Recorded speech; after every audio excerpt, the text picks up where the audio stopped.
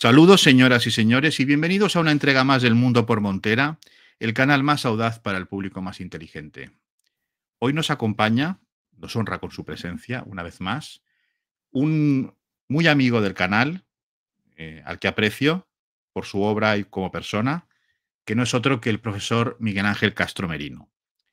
Para los que no le conozcan todavía y no hayan visto sus programas anteriores en el canal, don Miguel Ángel, leonés, profesor, psicólogo, filósofo y escritor prolífico de obras como El maldito regalo de nacer, Bienvenidos a esta vida de mierda, No me pidas nacer, Cartas al ángel custodio, La carne espíritu, que es otro de los libros que tengo por aquí, y más recientemente acaba de publicar un libro muy interesante que todavía no ha llegado a mis manos, un libro que se llama Antipsicología, que es este que tenemos aquí. Un libro del cual daremos debida cuenta en su momento para que nos explique el profesor Castro Merino pues qué quiere comentar aquí y qué cuenta. Miguel Ángel, ¿qué tal? ¿Cómo estás? Bienvenido. Bueno, pues bienvenido y bien hallado. Muy bien, Manuel, y con muchas ganas de de volver a tener un careo contigo y muy contento de que el canal siga creciendo y engordando como tiene que ser, con gente tan competente y para adelante, que eso es lo que hay que hacer en esta vida de mierda. Para adelante, cueste lo que cueste, ¿no? Porque hay gente que confunde que el estar en esta vida no quiere decir que haya que tirar la toalla, sino al contrario, ¿no? Hay que coger el ariete y para adelante. Y además cada vez con más decisión. Y creo que hoy es un tema muy interesante y yo que iba para psicólogo clínico, estas cosas que dicen, ahora he escrito un libro sobre antipsicología, ese tema me encanta porque como todo ser humano he sufrido de lo lindo, aunque sean sufrimientos gilipollas por una mujer, por una relación amorosa que no funciona, por ir a buscar a una chica lejos, a Exeter, y luego está con otro, por muchas cosas, ¿no? Para mí eran mis verdaderos sufrimientos y bueno, pues ya hablamos ahora pues cara a cara y para adelante. ¿Para qué hemos traído hoy al profesor Castro Merino? Para hablar de una cuestión que todo el mundo conoce, un sentimiento que todo el mundo conoce, y es el sufrimiento. ¿Por qué sufre la gente? Esa es la gran pregunta. Y como siempre, pues a quién mejor que tener que a un filósofo, a un psicólogo, alguien pues que se ha preguntado por este tema más allá de sus títulos académicos, que al fin y al cabo todos sabemos para lo que valen al final los títulos de papel, para poca cosa. Lo importante es lo que se haga con ellos después. ¿Y por qué sufre la gente? Miguel Ángel, ¿por qué sufre la gente? Bueno, pues vamos a hablar un poquito, porque claro, habría que preguntar a todos los que nos vayan a ver en el canal, porque cada uno sufre por lo suyo, ¿no? Entonces, Claro. no puedo hablar por la gente. La gente es una señora muy grande y yo no la conozco. No eres Pero sí, Pablo Iglesias tampoco, no eres Pablo Iglesias, ¿no? La no, gente. tampoco, no, no, claro, es que esta gente tiene una visión de la humanidad, de todas las ideas que yo no alcanzo y cada vez me doy más cuenta de la importancia que es precisar, ¿no? Y esto me viene tal vez más del haber estudiado psicología como, digamos, una ciencia más concreta, cuando estudias, por ejemplo, pues cosas muy concretas, ¿no? Desde las bases de neurológicas, cosas así, ¿no? Porque si no empiezas a hablar de grandes ideas. Pero sí puedo decirte, y puedo decir a la audiencia, que hay como unos patrones, hay unas cosas que nos hacen... la tónica general por la que sufrimos creo que es muy clara, ¿no? Y lo vamos a hablar ahora poco a poco. Yo he tenido la suerte de, aunque no han contado mucho conmigo como profesor, aun habiendo hecho psicología, siempre contratan a gente que, bueno, a lo mejor no tiene formación con profesores, pero tuve la suerte de que hace pues unos años me han contratado, pues así en el CEFIE, Centro de Formación de Profesores, para dar unos cursos pues a profesores que como tenemos estos alumnos que a veces nos joden bastante la vida, pues yo ahí explicaba lo que he aprendido pues en la carrera, en la vida, ¿no? Y siempre, ya desde Salamanca, cuando llegaba hecho polvo, pues porque no habías ligado con la chica que te gustaba o porque habías tenido una decepción con un amigo, etcétera, me ponía a estudiar a los grandes, ¿no? A los grandes que son los menos leídos a veces, ¿no? Hablo de un Séneca, hablo de Epicteto, hablo de Marco Aurelio, que ahora están muy de moda, ¿no? Y que en este libro que tú has enseñado antes, pues yo ahí hablo y creo que, bueno, pues ahí están unos de mis ídolos, hay muchísimos, ¿no? En la carne espíritu. Genial. Pues vamos a ver. Eh, hay unas formas, ahí creo que podemos decir que hay unas ideas que tenemos en la cabecita o en el cuerpo equivocadas. Esto lo estudió muy bien Spinoza en el siglo XVII, pero luego en el siglo XX ha habido autores como Albert Ellis, Beck, ¿no? Que se han preocupado mucho por ver en qué distorsiones tenemos de cabeza, ¿no? ¿Por qué nos funciona mal a veces la percepción con los demás, con el futuro, con lo que nos está pasando? Y creo que han acertado en gran parte, porque nos dicen que muchos de los sufrimientos que tenemos, sobre todo la condición esta así burguesa, bueno, entiéndeme en este sentido, ¿no? Yo creo que sufrimos los que están trabajando con jornadas laborales de mierda, los que están así, pero los que tienen una condición más o menos estable sufren por cosas como más soft, más suaves, ¿no? Y bueno, pues hay una serie de distorsiones que nos hacen pues un poco polvo, ¿no? Y entonces pues hay que analizarlas. Son las ideas equivocadas, ¿no? Por ejemplo, si yo quiero que mi canal de YouTube, que no tiene muchas visualizaciones, pero que sea el mejor del mundo, voy jodido. Primero, porque no me lo ocurro mucho y segundo, porque hago lo que puedo y porque llegas hasta donde puedes y porque estás en otras cosas. Si yo creo que soy la persona más fantástica o el profesor de filosofía más wonderful, voy mal, voy muy mal. Si quiero ser súper competente con los amigos y siempre quedar como la dama rosa, voy jodido. Es decir, hay una serie de ilusiones, y esto también lo estudió Freud, unas ideas que nos hacen un poquito, como que son muy poderosas en nosotros, que nos llevan como a magnificarnos, como a vernos esplendorosos, cuando a lo mejor somos simplemente, bueno, pues un cachito de materia que tiene que defenderse en este mundo violento, pero que tampoco es para tanto, ¿no? Entonces yo creo que podemos ahí enfocar ese tema más adelante, si quieres ir, vamos, para que sea un diálogo y no me empiece ya a enrollar que sea como los diálogos de Platón que solo dice el otro, pues sí, pues tal, y no le deja hablar a Glaucón o al otro, ¿no? Pero va por ahí las ideas equivocadas y ya hablaremos de esto, ¿no? O sea, si no he entendido mal, un poco es el fruto de estas ideas equivocadas que deriva pues, en la infelicidad y en el sufrimiento, es el tener ciertas expectativas, quizá, ¿no? Ciertas expectativas un poco distorsionadas, poco realistas o que directamente no deberíamos tener. Es decir, si nos vamos ya a un nivel, digamos, más radical, son expectativas que, o sea, a lo mejor cuando empiezas un proyecto es, bueno, puedes decir quiero hacerlo, pero cuantas menos expectativas te hagas, mejor a nivel psicológico. ¿O sería demasiado bruto? Bueno, yo creo que está muy bien dicho y además que hay una época en la que yo tuve un cierto contacto, digamos, de lecturas de taoísmo, ¿no? Y es muy bonito el tema del Wu Wei, el dejarse ser, ¿no? El no ponerte unas metas muy que te definan demasiado, incluso luego podemos hablar de no identificarte con los pensamientos que tienes aquí.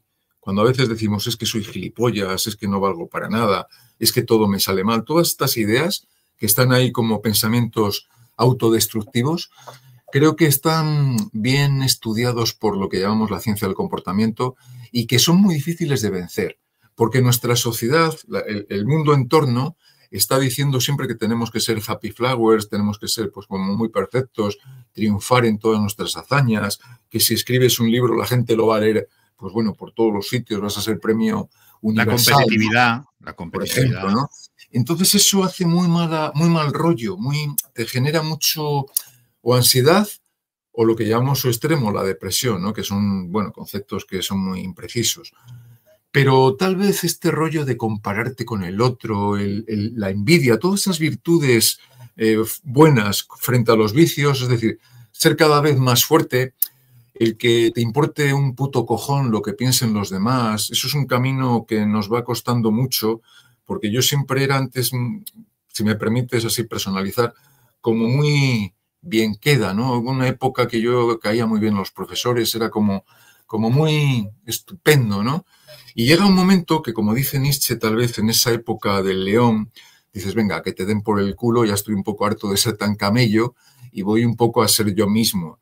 Y creo que es muy bonita la época que dice Nietzsche de llegar a ser el niño, que ese es mucho más cándido, te ríes de la vida, te descojonas un poco de todo, vamos, lo que estás viendo, porque desde luego que es a veces para tomárselo a broma, ¿no? Lo que ocurre muchas veces en el mundo, ¿no? Porque ves unas desde injusticias, etcétera, pero claro, como no solo te cabe a veces el cinismo, ¿no?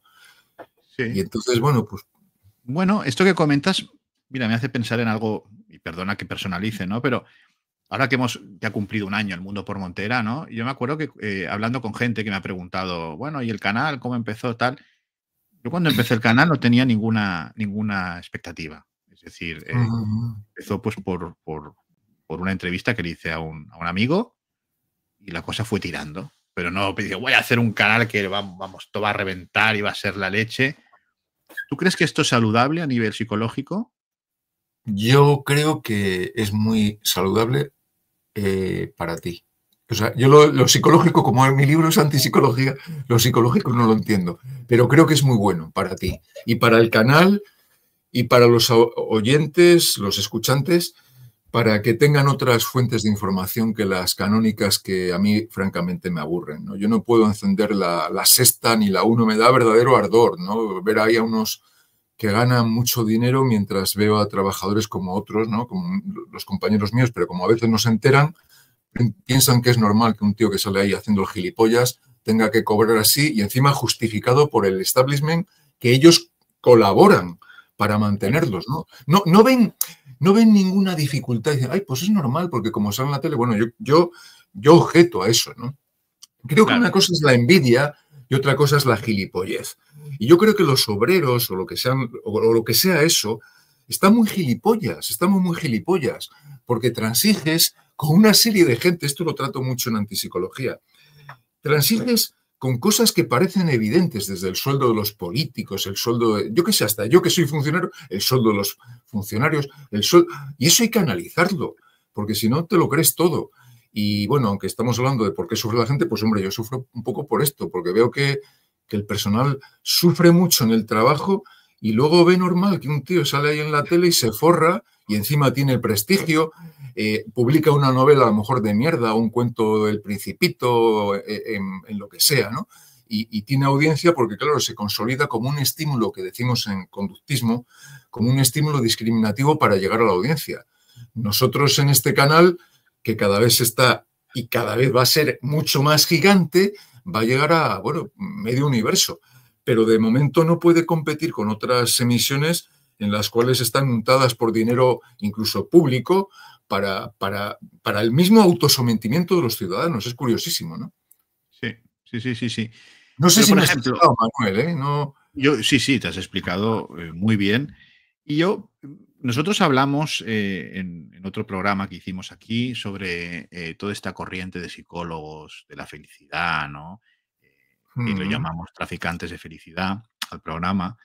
Y en todos estos psicólogos, a los que me imagino que dará cera en antipsicología, ¿no? Por una vía Sí, u sí, otra. se les cita, sí. Sí, Y se sí, les sí, sí. comenta. Claro, de alguna manera, lo que vienen a decir es que si uno no es feliz, es culpa suya. Es decir, yo veo que el mensaje final, aunque evidentemente no lo digan ni lo manifiesten así porque no venderían un puñetero libro, es culpabilizan a la persona pues de no encontrar a la persona vitamina, por no encontrarse la dopamina, por todas estas cuestiones, ¿no? Cuando el tema de la felicidad y del sufrimiento yo creo que son cuestiones mucho más complejas y que no son tan... Y esto de que todo el mundo puede ser feliz y que puede ser...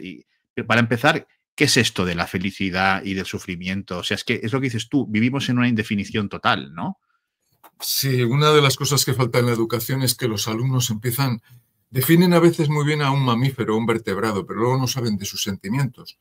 No entendemos muy bien nuestra propia conducta y cómo funcionamos.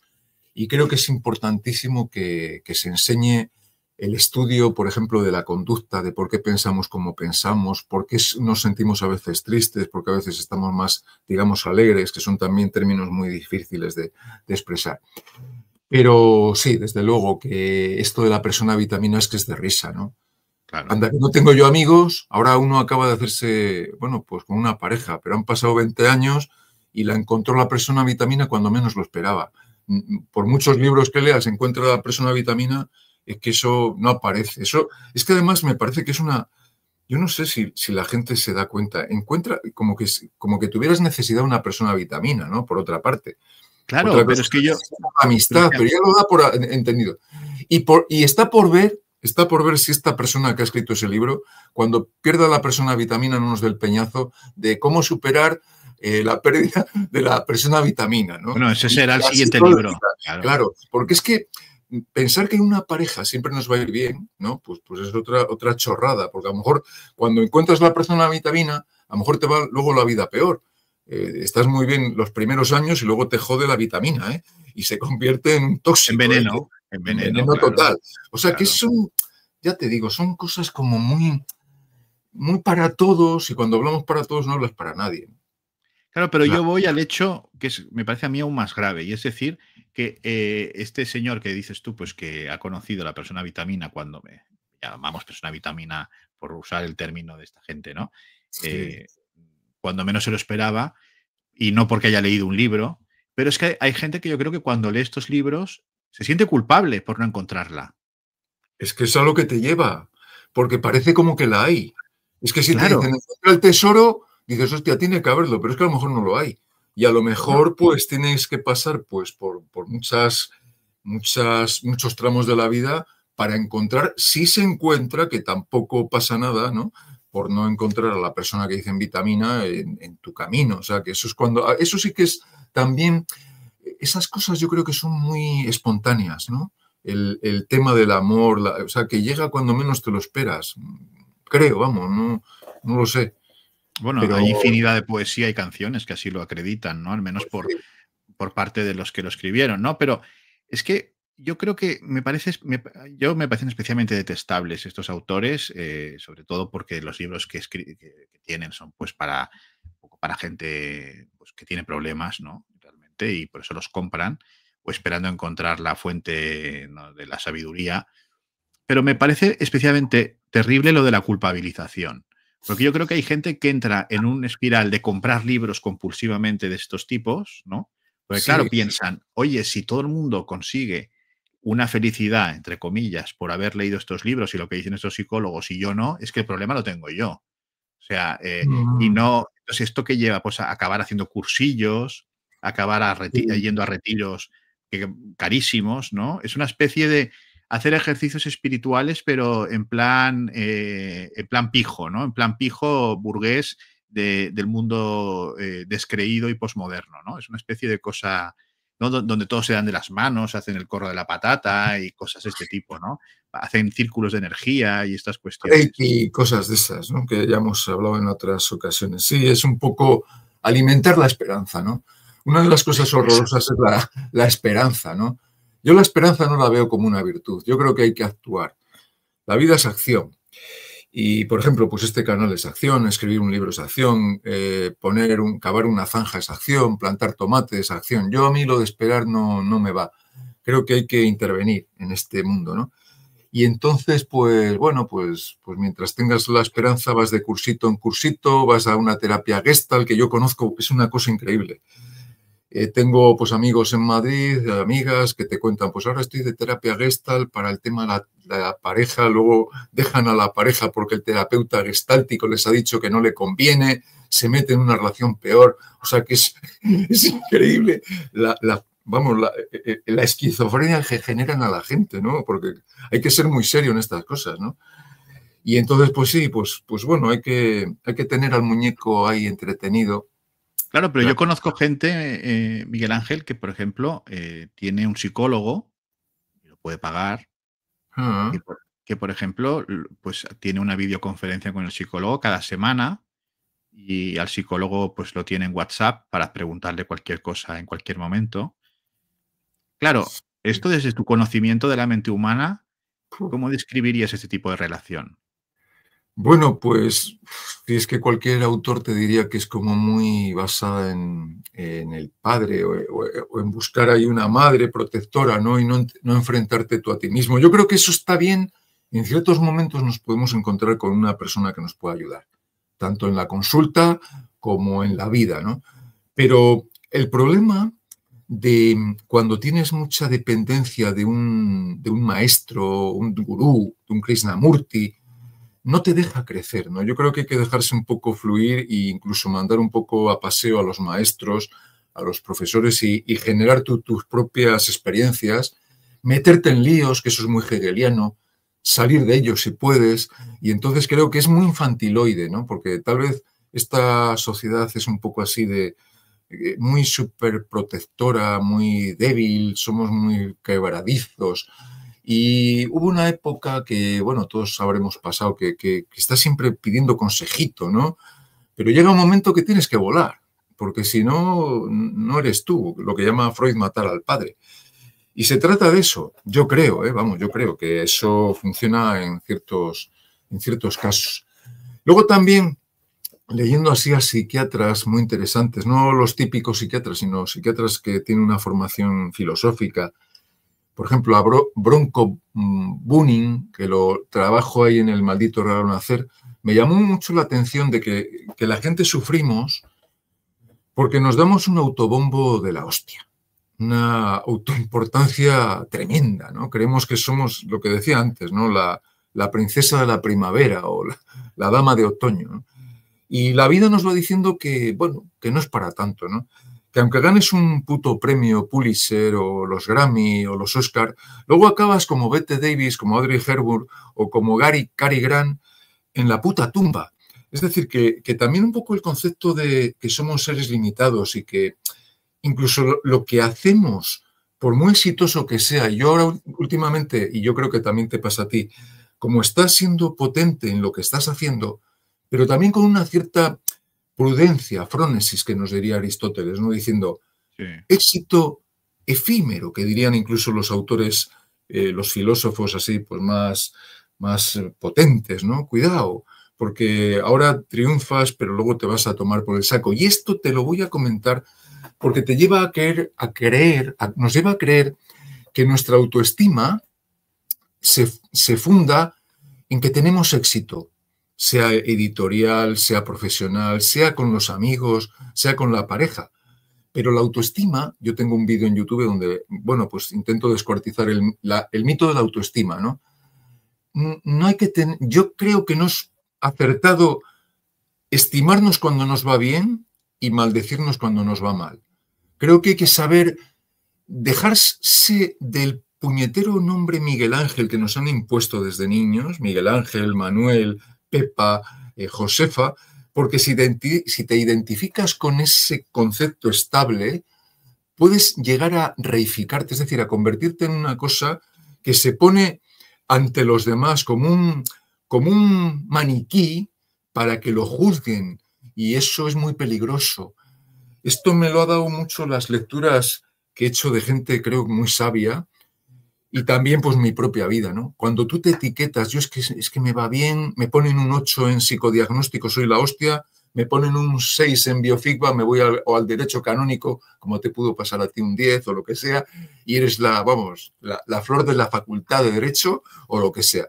Mucho cuidado. No somos una puñetera nota, no somos los calificativos que nos damos a nosotros mismos. Y esto te lleva a un concepto de ti mismo como fluyente. No somos un yo estable. Es decir, que a mí el que hable de mí, primero que no sé lo que soy yo, como para que venga alguien de fuera a hablar de mí o de ti. Es que somos un proceso. Es como un río, que el río tú no ves más que la corriente, a no ser que esté seco, claro, y no sea un río, un pantano. Somos más bien, si hubiera que poner una metáfora, como algo fluyente, heráclito. Y ese es tal vez uno de los problemas que podemos encontrarnos. Vernos como Parménides, como una esfera quieta cuando somos proceso.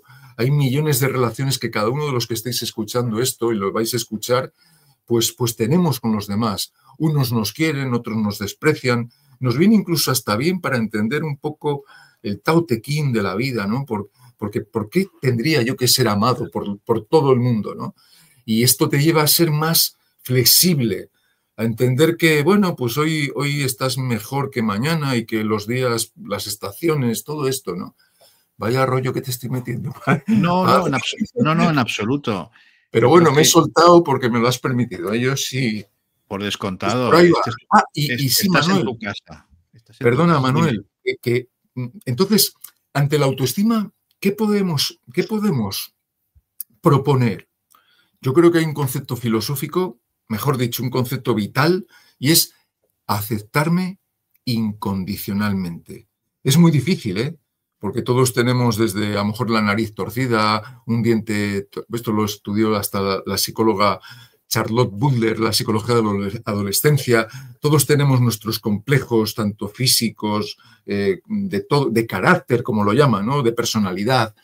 Pero ¿qué cojones? Yo estoy puesto en esta vida, no soy responsable de haber venido aquí y tengo que apechugar con mi proyecto de vida, caiga quien caiga. No digo caiga quien caiga persona, sino a pesar de mis puñeteras ideas que muchas veces me destruyen.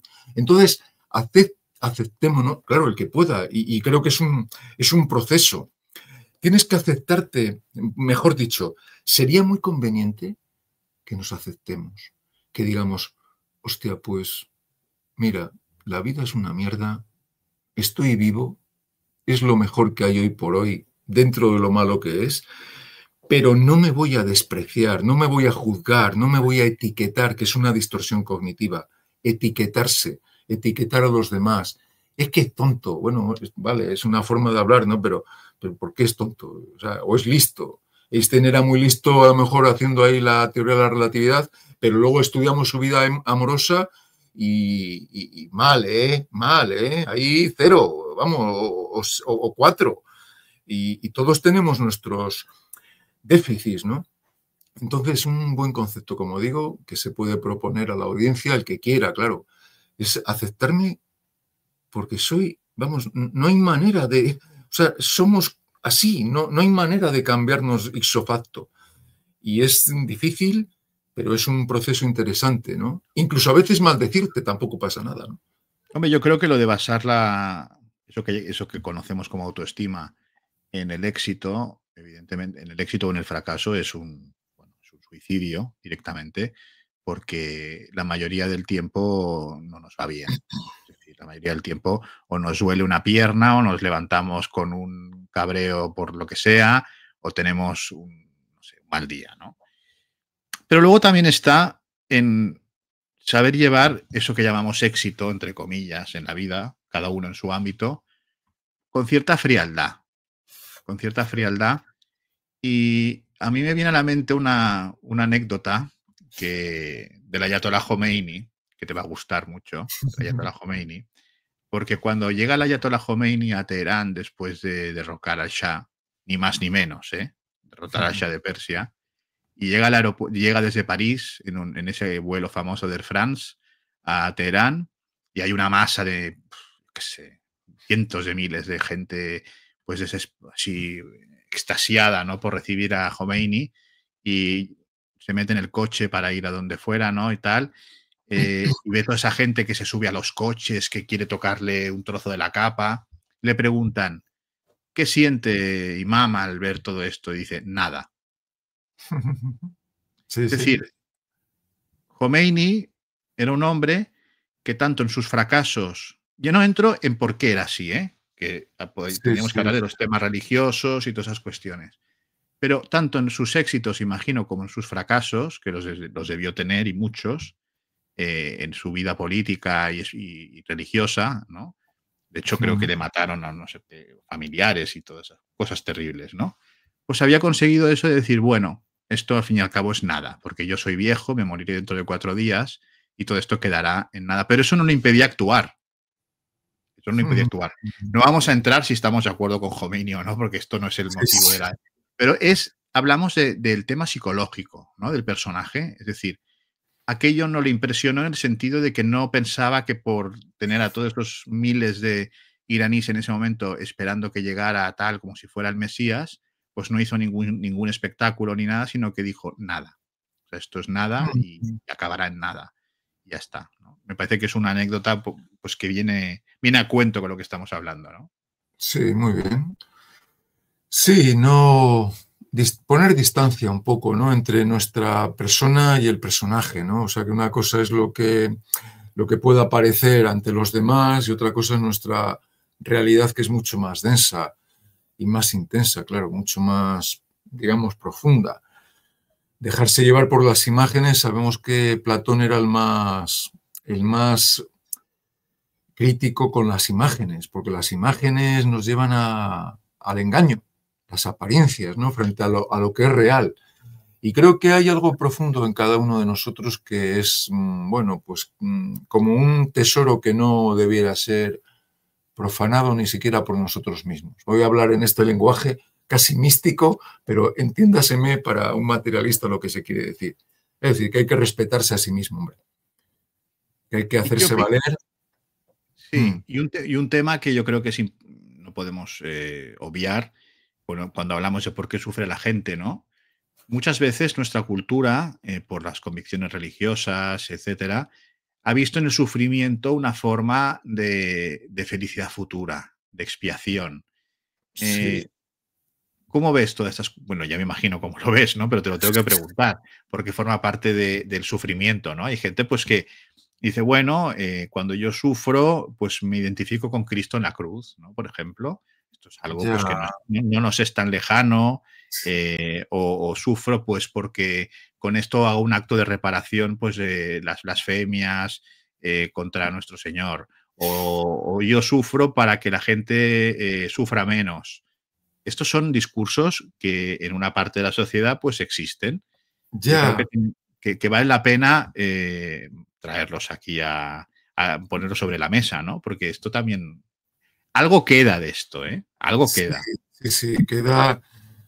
No sabemos cómo está ahora ahí la juventud con este tema, pero creo que, bueno, que hay muchas formas de tortura, ¿no? Modernas. A lo mejor ahora la tortura es tener otros ídolos y desprestigiar tu propia vida y estar ahí aplaudiendo a un tenista o a unos futbolistas, no lo sé, o a una cantante por ahí de lo que sea. La cultura está, la penita vamos, del sufrimiento, ¿no? Que yo creo que muchas veces es hacer de la necesidad virtud, que decía Jerónimo, San Jerónimo para otros. Es decir, voy a fustigarme como la vida es una puta, pues me voy a fustigar más todavía para, claro, pero porque no te queda otra, ¿no? Ahí hay que explorar las fuentes de gozo que tenemos, las muchas fuentes de gozo que tenemos, que hay muchas. Porque aunque yo he escrito El maldito regalo nacer, pues, y otros, no se equivoque el personal, porque creo que lo que decía antes, ¿no? Que el cuerpo humano nos permite, mientras está sano, claro que no siempre nos pasará, darle pues una serie de placeres y de gustos, como podría decir Epicuro, a veces con un poquito de queso y un vinito maravilloso, ¿no? Un Sí, vino sí. que para ella de aquel sería un vino a lo mejor pues lo que llamaríamos ahora peleón. Pero cuando no tienes nada, a lo mejor como estos niños que están en la India, que con un coche viejo que les mandan aquí vamos, de un barrio de España, son más felices que nosotros aquí con el escalete o con Exacto. las pistas de estas, ¿no? Que hay, los juguetes, ¿no? Entonces, claro, eso de sacrificarse en esta vida, pues yo creo que es muy, muy, muy tendencioso, ¿no? Creo que hay que agilizar las potencias activas, dejar la tristeza para otro día y hacer lo que decía Spinoza, coger las potencias activas que son, pues yo qué sé, cada uno tiene que saber sus potencias, ¿no? Y uno será pues haciendo ejercicio físico, otros bailando, otros será pues escuchando música de los Pecos o de los Bee Gees o algún disco de Marco que se subastaba de Heidi y todo eso. Exacto. Sí, Claro. sí. Marco Enrique, sufrió mucho, por su Enrique madre. Llana. Sí, Enrique joder. Llana. Claro. Y nosotros hasta que la encontró, que era un calvario para nuestra generación.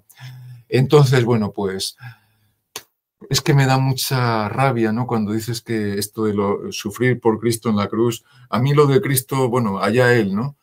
Cuando me comieron la cabeza con Cristo me daba mucha penita, pero luego he visto, digo, vaya impostura. Y esto te lo facilita el estudio de la filosofía, por ejemplo, de Nietzsche, ¿no? cuando dice que en la genealogía de la moral, pues la culpabilidad nos viene propiamente del cristianismo, cuando dice que hay un señorín que ha muerto por ti, dices, joder, vaya, no acabas de nacer y ya te están tocando ahí las narices de que alguien ha muerto por ti o el pecado original.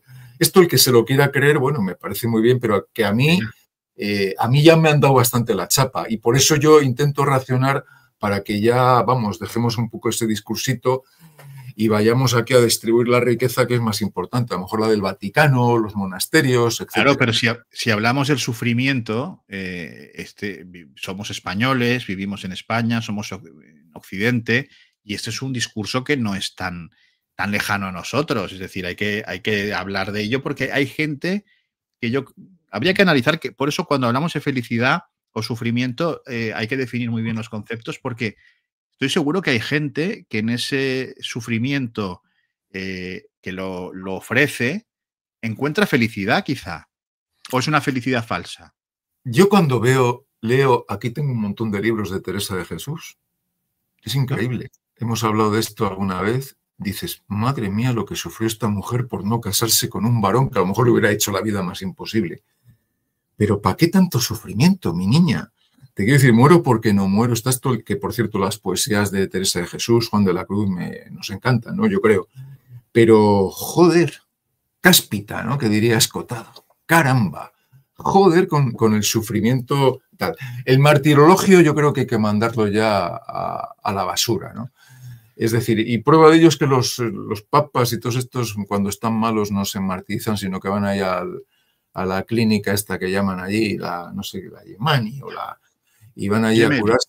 Agostino Gemelli. Sí, no pasan del Espíritu Santo un poco y van un poco más al médico hasta que, vamos, porque toda la gente que estamos en esta vida, pues vives. No digo que quieras vivir, pero vives.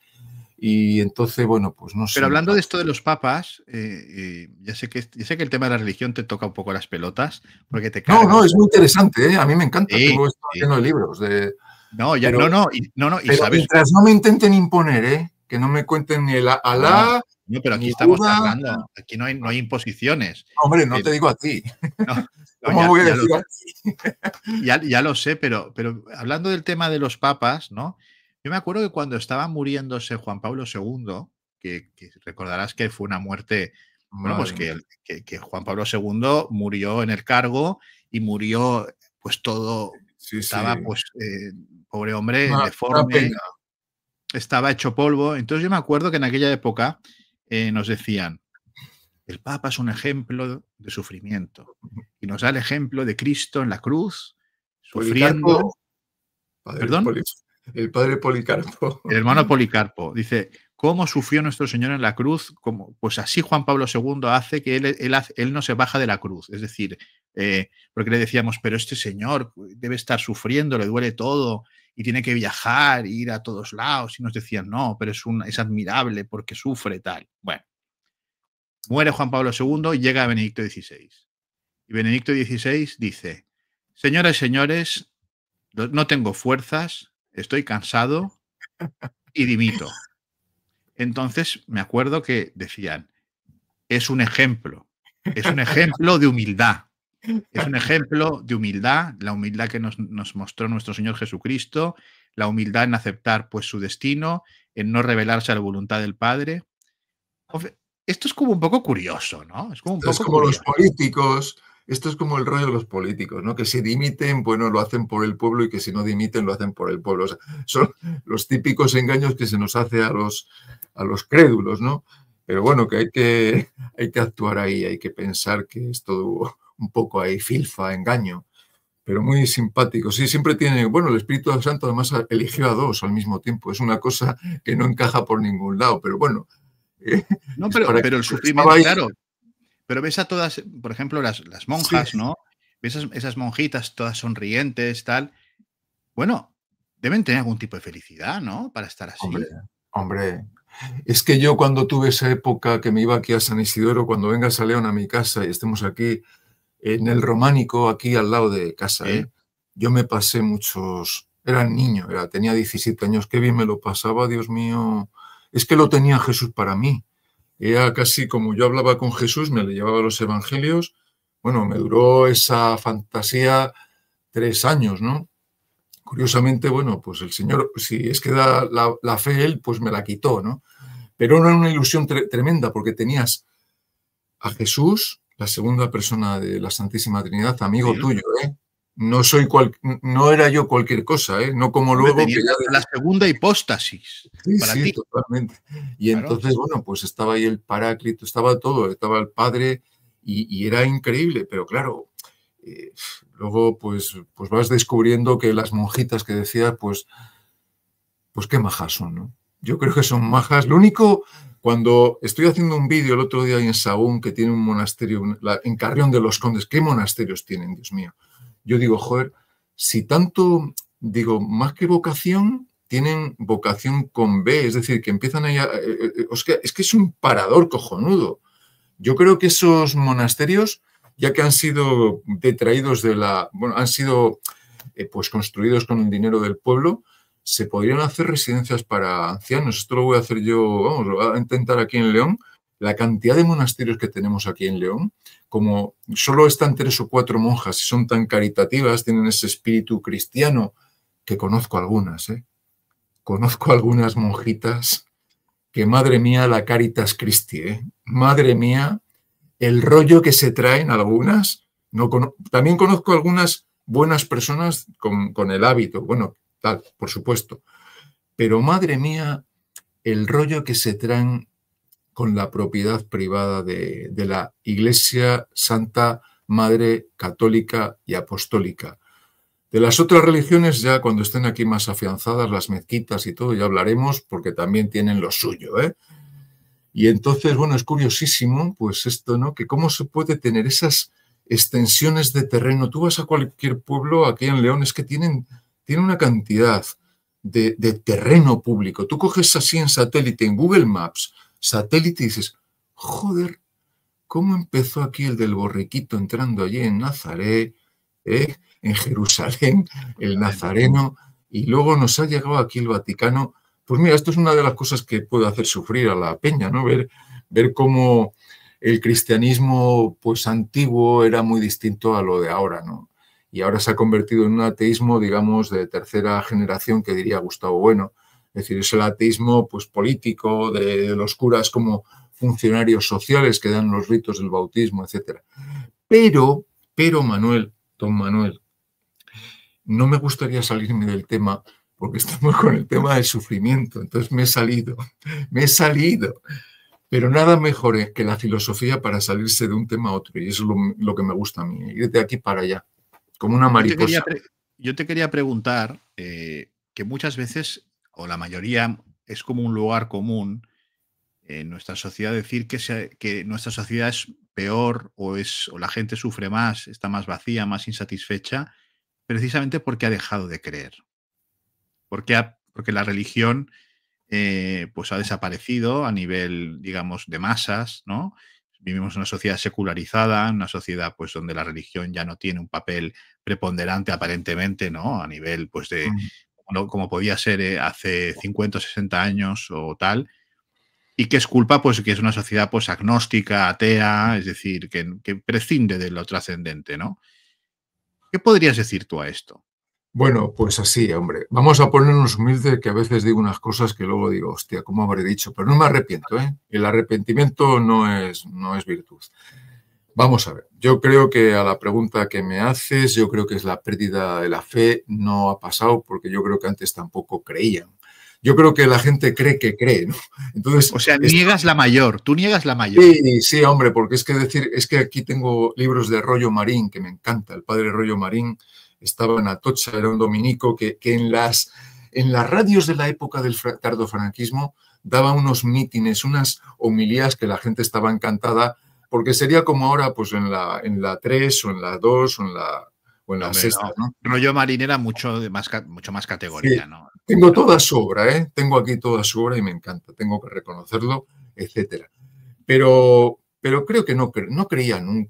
Vamos a creer en algo que es increíble. O sea, tú crees que crees, ¿no? Es como cuando crees que la chica del sexto te mira y luego está pensando en el del quinto, a lo mejor, ¿no? O sea, que uno cree muchas cosas, pero tal vez la falta de de creencia ahora, pues bueno, pues no es el problema mayor. Yo creo que el problema mayor, entre otros, es una sociedad en la que creo que no se analizan bien pues las claves de lo que está pasando, ¿no? Por ejemplo, es el trabajo, la cuestión del ocio, de los trabajadores, es la cuestión de qué hacemos con la gente mayor, qué hacemos, porque mira que hay posibilidades, ¿no? Y cómo podemos renunciar un poco más al individualismo, cómo podemos socializarnos más sin necesidad de ser del PSOE o de Sumar o de Podemos, porque muchas veces, bueno, pues no pasa por los partidos políticos. La socialidad humana es más importante que los partidos políticos, ¿no? Y dejar de ser tan partidista, ¿no? Porque el otro problema es decir, bueno, yo soy de derechas, izquierdas, es increíble cómo se puede ser tan simple, ¿no? Cuando la cuestión es muy complicada, ¿no? Yo soy de izquierda, soy de centro. ¿Qué quieres decir, niño? Hoy en día, en una sociedad de mercado como la nuestra, donde lo que funciona es la pasta y que haya afluencia de mercado, pues la democracia... A mí cuando me preguntan, Miguel Ángel, digo que yo soy del ático. Del ático. Ay, es que el ático le gustaba mucho a Ciorán, dices del último piso. Sí, sí. A mí cuando me dicen, ¿eres de derechas o de izquierdas? Digo, yo soy del ático. Sí, pues eso le decían a Ciorán y yo lo he leído luego, porque siempre me gusta... No lo sabía, lo de Ciorán, pero... Pues te lo digo yo, siempre le llamaban el señor del ático. Dice, me llaman el señor del ático porque en el barrio latino siempre se cogía los barrios vamos, el piso último. Y a mí es que me encanta, aunque es más frío y tal, pero me encanta porque como que tienes más vista y, bueno, mira, pues me encanta esa expresión, ¿no? Sí, sí, a mí a veces, ¿no? Y más con lo del canal, ¿no? ¿De izquierdas o de derechas? Digo, no, yo del ático. Ni del Claro. primero A, ni del primero B, ni del principal. No, del ático. Ya está arreglado. En total, son puras convenciones. Quiero decir, esto, si hoy en día no tiene mayor... Lo importante es intentar pensar y hacerse preguntas, ¿no? Porque yo creo que uno de los problemas que tenemos hoy en día, hemos hablado de lo de la falta de trascendencia, lo de la religiosidad que se dice como un lugar común, es que esa sociedad ya no cree en nada, etcétera, etcétera, es que es una sociedad que no se pregunta nada. Es decir, no hay crítica. Y tú que has estado vinculado tantos años a la docencia... Bueno, los chavales, sí, los chavales, decir eso me parece un insulto a los chavales. O sea, yo he dado clase, bueno, durante muchos años, 34, y veo que los chavalitos estos de 17, 18 años, otra cosa es que al profesor de filosofía no le hagan ni caso, lo cual me parece muy bien, o al de matemáticas, pero creo que es gente muy preparada.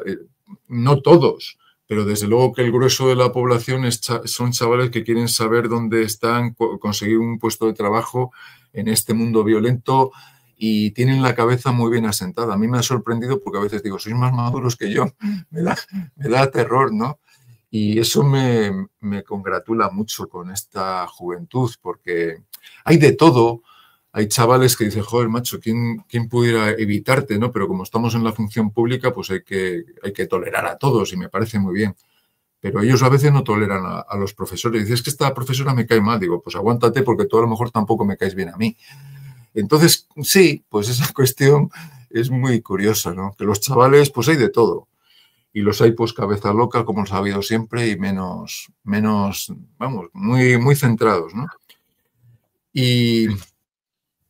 Pero, sí, el sufrimiento, entonces, no hacernos grandes expectativas sería uno de los puntos que podríamos, para resumir, ¿no? El hacerse grandes expectativas, el crearse imágenes de uno mismo distorsionadas sobre las cuestiones. ¿Tú crees que ese es uno de los focos de muchas insatisfacciones y momentos amargos? ¿Podrías aceptarlo esto? Yo creo que lo acepto, don Manuel. Me parece una maravilla lo que dice. Me parece muy interesante. Pero ojo, que aunque vamos a estar un ratín más, unos minutines más, el tema este da para mucho. Es decir, que creo que hay que traer a gente que yo a veces, como te vas por los cerros de Úbeda, hay una mujer muy interesante que ha influido en psicólogos, por ejemplo, Karen Horney, que yo la he explicado siempre en psicología, que estudió muy bien el tema de la personalidad neurótica, ¿no? La personalidad neurótica de nuestro tiempo. Antes preguntabas nuestra sociedad, etcétera. Y ella vio que muchas veces tenemos unas exigencias muy, muy fuertes en el tema del amor, en el tema de la perfección. Las mujeres tienen un libro muy interesante sobre la psicología femenina, Karen Horney, que influyó mucho en Albert Ellis, que yo le he tratado en La carne espíritu. Y es muy interesante porque los neuróticos, entre comillas, nos molesta todo, ¿no? Alguien que no nos mira por la calle, una compañera del trabajo que nos hace un desaire, una persona que creíamos que era amiga y ese día pues a lo mejor no es, bueno, pues muy amigable. Un WhatsApp sin responder, un WhatsApp sin responder. Ejemplo, anda, ¿cuántas veces no se lleva uno casi, no se va uno como Woody Allen al psicoanalista? Es que no me ha mandado un mensaje esta persona y me tiene manía o pasa de mí, ¿no? Cuando hay miles de factores para que a veces no nuestros deseos sean factibles, sean hechos, ¿no? Y es, por ejemplo, muy interesante también, estudiamos el budismo y vemos que no hay que confundir las necesidades con los deseos, ¿no? Y muchas veces creo que el problema está en que confundimos que lo que deseamos lo convertimos en un deseo, en una necesidad, quiero decir. Y eso es necesidad perturbadora, lo llama Karen Horney, en ese libro del que acabo de citar, La personalidad neurótica de nuestro tiempo. A mí esta autora me gusta mucho, ¿no? Y esto lo digo por Lidia Falcón, si algún día lo viera, para que vea que aquí hay mujeres muy potentes, que hay veces que hay que citarlas porque han tenido una obra muy importante. Y es verdad, ¿no? Confundir nuestros deseos con necesidades, porque lo hacemos así en nuestros procesos así de conductuales, ¿no? Me gusta este chico, ergo tiene que ser mío, ¿no? Lo cual ya, vamos, ya te dice cómo va a acabar eso, ¿no? O es que necesito ser médico. ¿Cuántas veces no me dicen alumnas, que necesitan, dicen quieren, pero su fondo es necesitan ser médicos, necesitan un 10, aprobar en bachillerato, que yo les ponga un 10 y todo el profesorado un 10, porque sin su participación en la medicina, en la salud española, se van a pique. Bueno, yo les digo, mira, a mí muchas veces me han jodido cuando hice las 2 carreras de 5 años y nunca iba con este rollo, porque es que de verdad, chica, es que das miedo, porque es como una forma de corrupción y esto está pasando yo creo en los centros públicos, bueno, pasa en todos los sitios, ¿no? Entonces que te presionen así es que necesito, pues cúrratelo. Y si repites, como a veces la gente repite, pues ya pasarás, ya llegarás. Pero ya te digo que son cosas que nos montamos en la cabeza. Es que necesito ser... Bueno, ¿cuántas veces no te dicen? Es que quiero ser actor y si no lo soy, mi vida es una mierda. Bueno, hombre, pues hay muchas formas de vivir esta vida de mierda de otras maneras, ¿no? Como sí. Decía uno, dice, lo mismo me da pudrirme encima de la tierra que debajo de la tierra, ¿no? Teodoro el ateo. Pues muchas veces, ¿qué más te da ser profesor de medicina que, bueno, pues otra cosa, ¿no? Y son necesidades que nos creamos, ¿no? Y son muy fuertes en nosotros. Necesito este chico, necesito ganar el euromillón, necesito dinero, vamos, millones para ser feliz. Esto creo que es importante, ¿eh? Bueno, las necesidades, como los compromisos, nos atan. Entonces, mi abuela, en paz descanse, tenía una frase que era: en esta vida, compromisos los justos. Siempre decía, ¿no? ¿Por qué? Pues porque... Bueno, y cuando uno los contrae, pues los cumple, ¿no? Porque, bueno, sí. Parte del juego, ¿no? Y hay que ser así. Pero sí que es verdad que el crearse necesidades... Lo que pasa es que yo creo que hay mucha gente, y perdona, no sé qué opinarás tú, yo creo que hay gente, fíjate, hoy en día, que no entiende la diferencia entre deseo y necesidad. Claro, es que eso es lo que dice Karen Horney, en que no confundas lo que deseas... No, pero es que no lo saben. Claro. Es que lo van a confundir. Claro, es que porque... yo creo... Sí. Es que yo creo que el tema es más grave porque es Karen, que Karen, yo creo que dice que no confundas. Pero ¿cómo no lo vas a confundir si no sabes la diferencia? Claro, lo que pasa es que ella en su obra hace un análisis de por qué la gente cae en ese comportamiento neurótico. Y el comportamiento está en eso, en llegar a saber discriminar lo que es necesidad de deseo o de querer. Y por supuesto, eso sí que hay que entender nuestra propia gramática, porque muchas veces no lo entendemos ni en nuestros sentimientos, claro. Vamos, y en esta cuestión de las necesidades y de los deseos, a ver, yo no soy psicólogo, ni tengo ni puñetera idea, y Dios me libre de opinar como Bueno, psicólogo. todo el mundo sabemos mucho de eso, ¿eh? Pero yo creo que esto de las necesidades y los deseos, por ejemplo, iría muy relacionado con comportamientos que podemos ver hoy en día de las compras compulsivas, ¿no? Por ejemplo, el comprar compulsivamente para llenar un vacío de no se sabe bien qué, ¿no? O sea, gente Sí, que sí, sí. reconoce incluso que compra pues porque lo tiene en el teléfono, una aplicación que compra cosas y pum, pum, pum, pum, pum, pum, y cosas que evidentemente no necesita para nada, ni le van a ser útiles y le van a durar pues nada. Yo lo veo relacionado todo esto. Mucho, mira, uno de los cursos que hice con un psiquiatra, el psiquiatra dijo un dato muy interesante, ¿no? Y es que las mujeres, la forma de vencer la depresión es la compra compulsiva de ropa y los hombres la compra compulsiva de libros. Y no mires para nadie ni miro para nadie, ¿no? Pero creo que hay que entender, pues, que cuando la gente no actúa, pues se deja llevar por la pasividad, que es el comprar compulsivamente, ¿no? Esto también lo estudia muy bien Eric Fromm, cuando habla de, vamos, en la necesidad compulsiva de la compra, ¿no? De comprar por comprar, una sociedad que no es conservadora. Yo tengo esta silla que me la compraron cuando fui a Salamanca, tiene, yo creo que 37 años, madre mía, qué mayor. 37, esta que estoy sentado, ¿no? Le falta aquí un brazo y creo que, pues no la cambio por nada hasta que no se me rompa las tres patas, ¿no? Quiero decir que hay que coger también cariño a los objetos y si compras muchos no te da tiempo a coger cariño a los que tienes cerca, porque las cosas también es verdad que son muy importantes.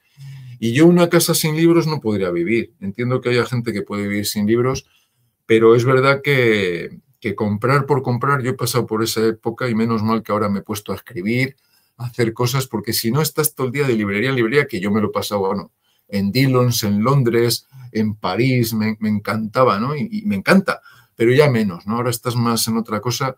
Y creo que yo creo, Manuel, que es porque cuando no tenemos refuerzos incompatibles, pues nos pasan estas cosas. Cuando una pasión no la sacas con otra, como cuando un clavo saca otro, entonces hasta que no encuentras una actividad que te centra, pues estás un poco perdido, ¿no? Y quieres tener pues desde una aspiradora que no vale para nada, que te la ponen ahí en antena no sé qué, o en la propaganda, o el euromillón, compras de todo, ¿no? Y eso es un problema pues muy interesante que hay que analizar.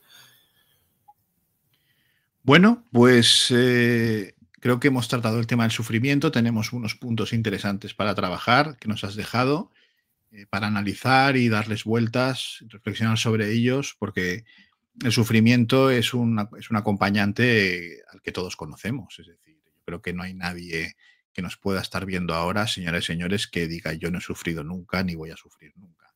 O sea, y si alguien lo está pensando, por favor que pida ayuda en el centro sanitario más cercano, ¿no?